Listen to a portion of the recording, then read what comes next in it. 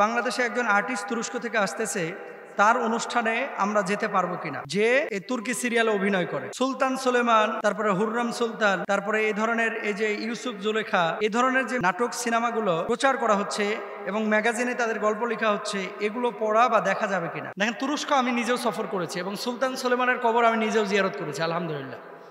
তারপরে আব্দুল হামিদ খান, অটোমান সালতানাতের এই যে 750 বছরের বেশি সময় তারা যে গোটা ইউরোপ শাসন করেছে, অঞ্চলগুলোর অনেক অংশ আমি সফর করেছি, আলহামদুলিল্লাহ। আমাদের বাংলাদেশে যে সিরিয়ালগুলো এবং তুর্কিরা যে সিরিয়ালগুলো নির্মাণ করেছে, এই সিরিয়ালগুলো মনে করেন ফ্রেমটা অটোমানদের রেখেছে, ফ্রেমটা, আর ভেতরের গল্প অনেক কাটছাট করা হয়েছে। কেন আমি বলি, সুলতান সুলেমান, তারপর আব্দুল হামিদ খান, তারপরে অন্যান্য এই সুলতানদের মানে বংশধরের যে সমস্ত মানুষগুলো ছিল, সবাই যে সারাক্ষণ মেয়ে নিয়ে আর প্রেম নিয়ে ব্যস্ত থাকতো, বিষয়টা এরকম না। কিন্তু সুলতান ফাতে মোহাম্মদ ইস্তাম্বুল বা কুস্তুনতুনিয়া যিনি জয় করেছিলেন, আল্লাহওয়ালা ছিলেন, আল্লাহওয়ালা।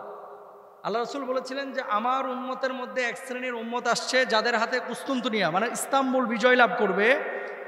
এই ইস্তাম্বুল বিজয় যারা লাভ করবে, এই ইস্তাম্বুল জয় যারা লাভ করবে, এদেরকে আল্লাহ সুবহানাহু ওয়া তাআলা বদরি সাহাবীদের মতো মর্যাদা দেবে, আর বদরের যুদ্ধ যারা করেছে তাদের মতো মর্যাদা দেবে।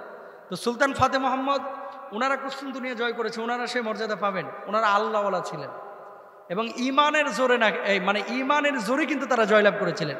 তো এরকম সারাক্ষণ যদি প্রেম নিয়ে, নারী নিয়ে মত্ত থাকতেন, এই বিজয়কে আল্লাহ তাআলা তাদেরকে দিতেন। এবার আসেন রাষ্ট্রনায়ক, ধরেন কথার কথা, এই যে সৌদি আরবের যে প্রিন্স যারা আছে, 5 ভাই, 4 ভাই ভালো, 1 ভাই খারাপ। বাপের একই মানে ফ্যামিলির 10টা ভাই আছে বা সন্তান আছে, 10 জনের মধ্যে 8 জন ভালো, 2 জন খারাপ, এরকম হয় কি হয় না? সুলতানদের মধ্যে কিছু সুলতান এরকম ছিল যারা বিলাসী জীবনযাপন করত। ইভেন এদের কাপগুলো স্বর্ণের বানানো, চামচগুলো স্বর্ণের বানানো, যেখানে যে কোমটে মূত্রত্যাগ করতো সেই মূত্রত্যাগের কোমটের ওপরে স্বর্ণের ফ্রেম লাগানো। এখনো আছে এই সমস্ত বিল্ডিংগুলো, এরা রক্ষণাবেক্ষণ করে রেখেছে, তুরস্ক গেলে দেখতে পাবেন।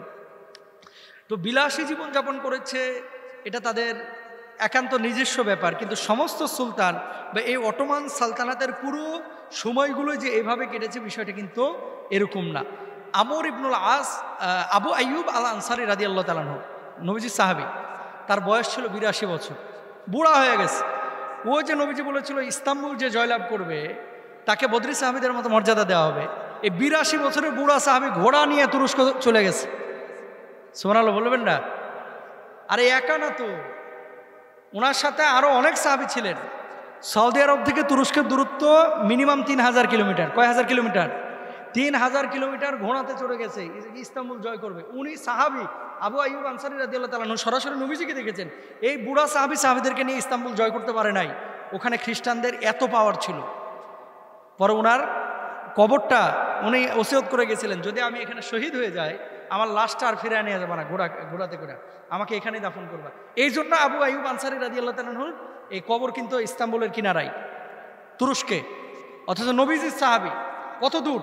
আবু আইয়ুব আনসারী রাদিয়াল্লাহু তাআলা আনহুর কবরটা আমি জিয়ারত করেছি।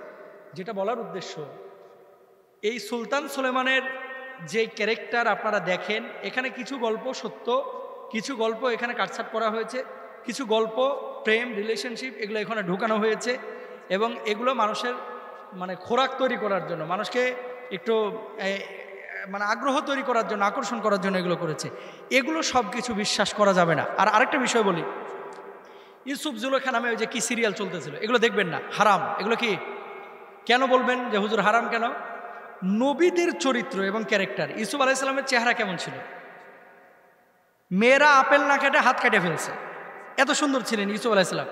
এখন ওখানে যে ইউসুফের চেহারা দেওয়া হয়েছে ইরানের এক আর্টিস্টকে, দাড়ি রাখছে ইদ্দুর, চেহারা সুন্দর, ঠিক আছে, কপালটা খোলা। আমাদের বাচ্চারা, আমাদের জেনারেশন যখন এর চেহারাটা দেখবে মনে করবে ইউসুফ নবী মনে হয় এটা এরকমই ছিল। আসে কি আসে না? তো কোনো নবীর চরিত্র কেউ এভাবে দিতে পারে না এবং এটা জায়েজও নাই। কোনো সাহাবীর চরিত্র দেওয়া জায়েজ নাই।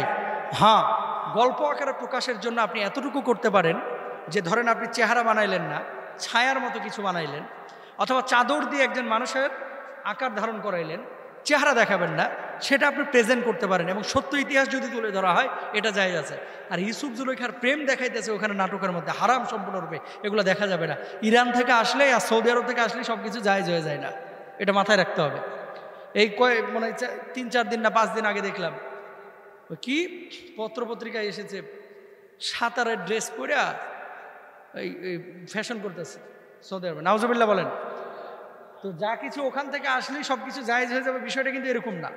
আপনাকে দেখতে হবে কোরআন হাদিসের মধ্যে কি আছে। আর তুরস্কের কোনো আর্টিস্ট যদি বাংলাদেশে আসে, যদি হালাল বা বৈধ কোনো অনুষ্ঠানে উনি, যেখানে দেশের কল্যাণে কোনো কাজ করতেছে বা কথা বলতেছে, দিনের কল্যাণে কোনো কথা বলতেছে, সেই জায়গাগুলো আপনি যাইতে পারেন। কিন্তু নাচ গান করতেছে বা অশ্লীল কোনো কিছু হচ্ছে, বেপর্দাহীনতা বা পর্দাহীনতার কোনো কিছু দেখা যাচ্ছে, সেখানে আপনারা অংশগ্রহণ করতে পারবেন না। আল্লাহ তাআলা আমাদের সবাইকে বোঝার তৌফিক দান।